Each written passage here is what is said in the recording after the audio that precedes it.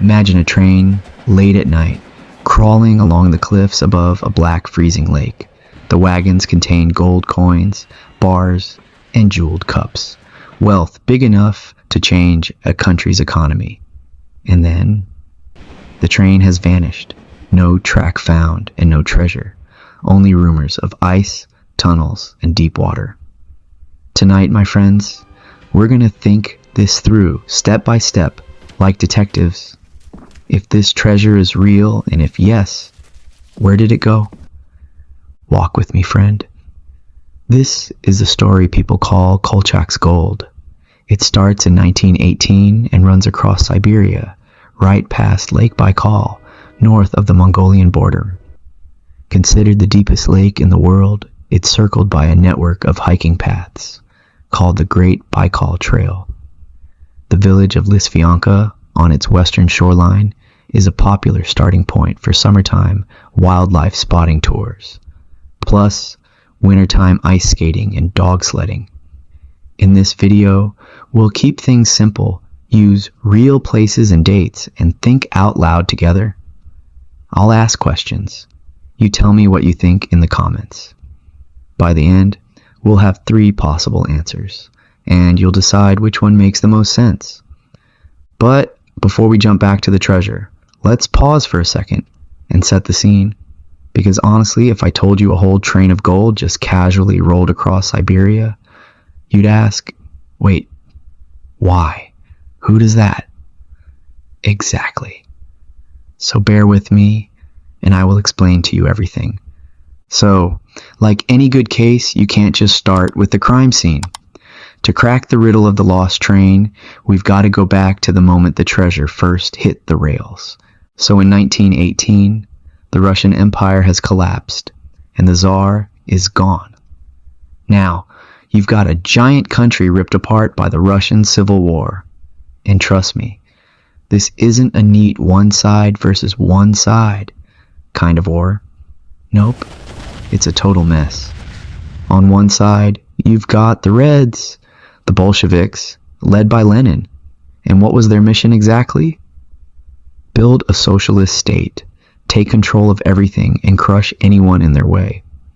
Then you've got the Whites, a loose group of former nobles, officers, monarchists, liberals, basically anyone who doesn't want the Bolsheviks in charge. But the Whites don't all agree with each other either, so they're like a squabbling family at war. Oh, and don't forget the Greens, angry peasant armies who fought both Reds and Whites, mostly to defend their own land. To make it even more chaotic, foreign powers like Britain, France, Japan, and even the US sent troops, supplies, and money, each with their own agendas back then. Now picture that chaos, millions of people caught in the middle. Railways are the lifelines of war. If you control the Trans-Siberian Railway, you control supplies, soldiers, and survival. And here's the golden part, literally. Before the revolution, Russia had one of the world's largest gold reserves. We're talking about the imperial treasury. Coins, bars, crowns, chalices, all stacked in vaults. When the empire collapsed, that treasure became a prize. Whoever held the gold could buy guns, food, allies, maybe even the future of Russia itself. In 1918, the Whites and their allies managed to seize a huge portion of this gold in the city of Kazan. Suddenly, Admiral Kolchak and the White Army are riding the rails east, hauling not just soldiers and supplies, but wagons packed with treasure. That's the origin of the so-called gold train. Think about it. Every mile of that journey was like a moving bank vault in the middle of a war zone. No wonder rumors exploded, Red partisans trying to derail trains, foreign spies watching every move, and hungry soldiers dreaming about what sat just a few cars ahead of them. So when people talk about the lost treasure of Lake Baikal, this is the backdrop. It wasn't just gold, it was power. And in the chaos of the Russian Civil War, power shifted daily. which means the mystery of what really happened to that train makes a lot more sense now, right? Okay, my friends, now you have an idea what was going on, and now let us go back to the treasure puzzle. So in 1918, the Russian Empire has collapsed. There's a civil war, the Reds, the Bolsheviks, versus the Whites. And to keep the imperial gold reserve safe, a huge amount of gold is moved to the city of Kazan on the Volga River. In August 1918, White forces and the Czechoslovak Legion take Kazan and the gold. Soon, the treasure is under the control of Admiral Alexander Kolchak, a naval officer who becomes the white leader in the East and calls himself the supreme ruler of Russia. Now picture the map. From Kazan, the safest way out is along the Trans-Siberian Railway, the long iron spine that crosses forests, rivers, and mountains. Trains carry soldiers, refugees, and, according to many reports, the gold, eastward, deeper into Siberia. Some of that gold is spent on weapons and supplies. Some of it is later recovered by the Reds, but part of it is unaccounted for. That missing part becomes our mystery. Here's the problem. The clear paper trail fades near Irkutsk and Lake Baikal in 1919 to 1920. We have records of trains. We have names of stations. We know Kolchak was captured in Irkutsk and executed on February 7th, 1920. But what about the wagons said to be carrying the treasure? Did they pass the lake? Did they stop? Did something happen on those cliff edge tracks around Baikal? The old Circum-Baikal Railway, full of tunnels and stone bridges? If a heavy train slid into Lake Baikal, could the treasure still be down there, in the dark, a few hundred meters below the surface? Let's think like engineers. Let's think like thieves. Let's think like tired soldiers in winter. First, the route. Kazan, then Nizhnudinsk, then Irkutsk, and finally Lake Baikal. So, let's break it down. We have Kazan, August 1918. The Whites and the Czechoslovak Legion seize the gold. Nizhnudinsk, late 1919. Trains jam, order breaks, winter bites. Irkutsk, in February 1920. Political chaos. Kolchak is captured and later executed. Lake Baikal's south shore. The Circum-Baikal Railway clings to rock. Tunnels, curves, steep drops into the water. Second, the weather and physics. Siberia in winter is no joke. Ice on rails, rockfalls, avalanches. If a landslide or blast hit a train on that narrow shelf above the lake, wagons could topple and slide down a steep underwater slope. Baikal is over 1,600 meters deep at its deepest point. You don't lift wagons from that kind of depth with 1919 equipment. Even today, it takes submersibles, sonar, and a lot of money. Quick question for you. If a wagon full of coins drops off a cliff into a lake with a near vertical underwater wall, do you think it lands where you can recover it? Or does it just keep sliding into the dark? Type your gut feeling below. Stops on ledge or slides forever. Let's bring in the humans. Historians who wrote about the Civil War say this: a large part of the gold was used, some was recovered later by the Reds, and some is simply not clearly tracked. That's normal in a war.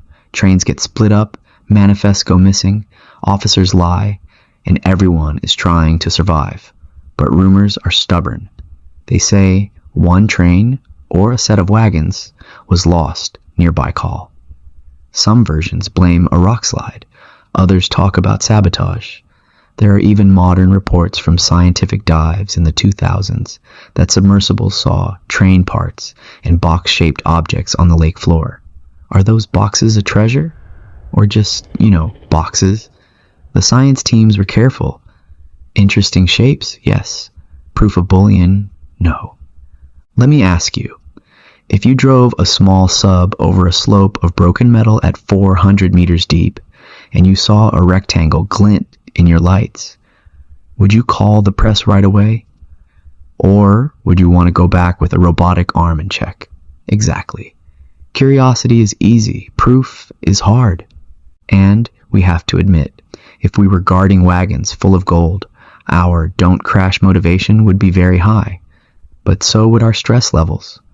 Imagine telling your boss, "Yes, sir, the train is safe, except the part at the bottom of the deepest lake on Earth." All right, friend, let's put our cards on the table. 3 theories. Theory A, the lake drop. A train or a few wagons fell into Lake Baikal along the Circumbaikal track. The underwater slope is steep, the water is cold and clear, and recovery in 1919 was impossible. Even now, searching is hard and expensive. Why it fits. We know the line is dangerous. We know Baikal is deep. We know war records are messy. Weak spot. After a century of stories and some modern dives, there's still no confirmed, here is the gold moment. Theory B, hidden by the rails. The treasure was removed from the train before the lake, hidden near a siding, a tunnel portal, a depot, or buried quickly off the line. As Kolchak's control collapsed and the Czechoslovak Legion negotiated safe passage home, wagons got shuffled. Gold could have been split, spent, or stored where people didn't expect. Why it fits. It explains why no one pulls treasure out of the lake. It also fits the idea that some gold was later counted by the Reds. Weak spot. If it was hidden near the tracks, why haven't later searches found it? Maybe they looked in the wrong place. Maybe the people who took it never talked. Theory C, paperwork and myth. There's no lost train at all, just confusion. The gold is not in one place. It was spent, confiscated, melted, or redistributed. And the missing wagons are simply bad records from a very bad winter. The lake story is a legend that grew because it sounds perfect. Why it fits. Wars create myths, and this one is neat and dramatic. Weak spot.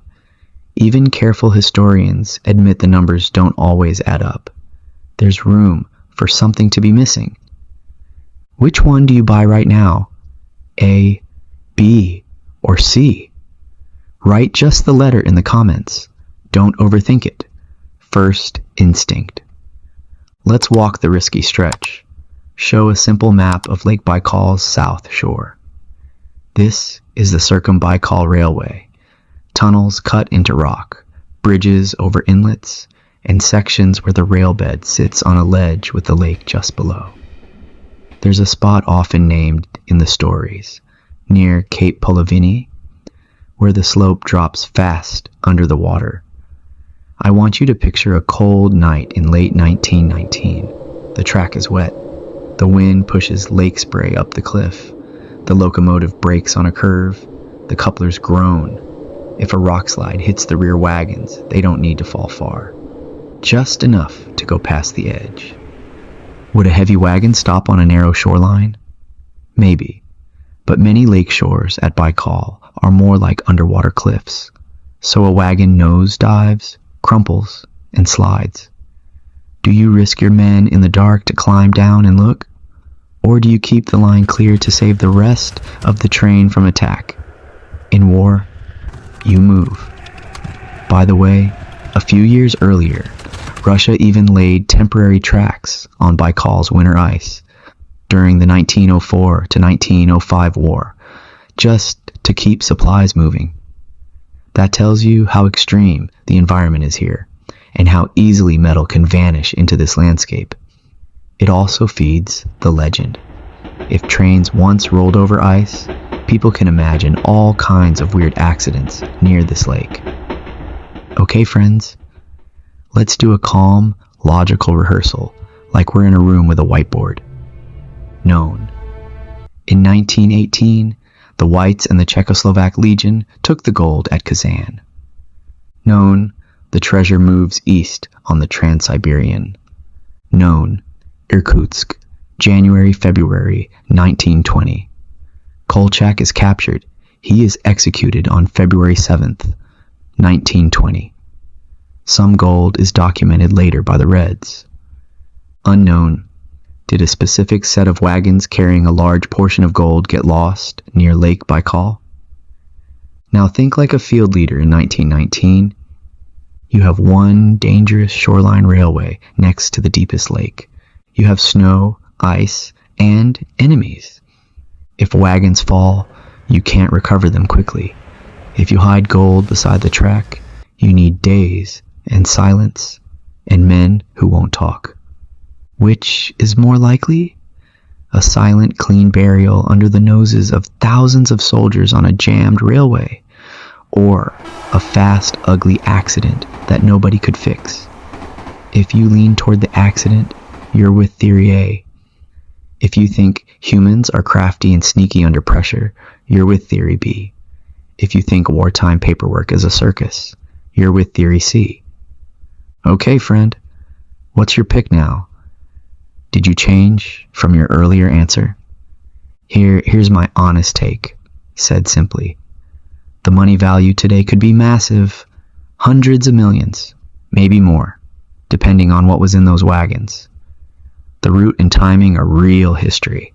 The lake drop story stays alive because the place itself makes it believable. Cliffs, tunnels, cold, deep water. If the treasure still exists in one big chunk, I'd bet on a steep underwater slope somewhere along that old line. Not a neat pile you can photograph from a tourist boat, more like wreckage scattered down a dark wall. And if it's not in the lake, then the best second guess is that small parts were taken off the train and hidden or spent in pieces, and the rest was just lost in the paperwork of a collapsing army. So, did a billion-dollar train vanish under Siberia? We have a real treasure moving by rail in 1918 to 1920. A danger zone at Lake Baikal on the Circum-Baikal Railway. Confused records at Irkutsk as the war flips. Later dives found interesting wreck pieces, but no confirmed gold. From that, we built 3 solid theories. None is perfect. All are possible. That's why this mystery still pulls people in after a century. Your turn. If you could search one place tomorrow, would you pick a specific tunnel portal along the Circum-Baikal line, a steep underwater slope near a known rockfall zone, or an old rail siding outside Irkutsk where a quiet offload could happen? Tell me 1, 2, or 3 and why. Your logic might help someone else see the puzzle in a new way. If you enjoyed thinking this through with me, hit like and subscribe so we can keep solving mysteries together. Thank you for watching.